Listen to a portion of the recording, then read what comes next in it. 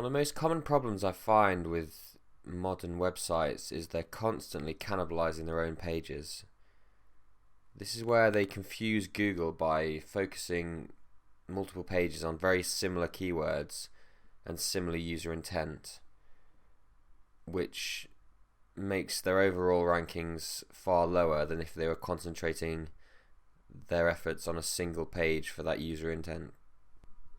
One of the best ways to stop this from happening in the first place is actually to start with Google before you map out your entire website. So this allows you to see which types of pages rank for different types of keywords in your industry, and therefore you can decide which pages should be targeted at which user intent, which keywords should be clustered together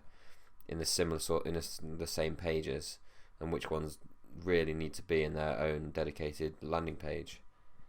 And then you can obviously look at different on-site and off-site factors to build those for the appropriate queries. But this isn't something that just happens once, because Google's constantly using RankBrain to test the success or the user success, how successful it was with the intent they wanted. So these search results adapt over time, and therefore it's very important to constantly analyze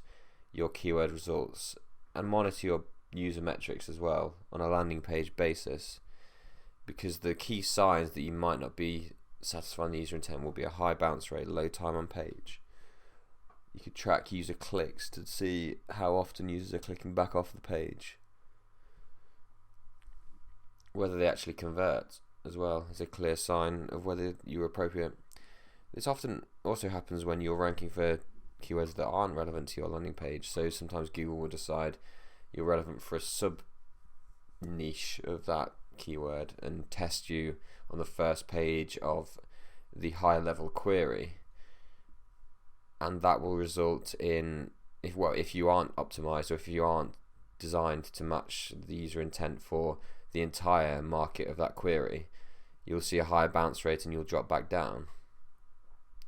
Which is why the larger sites often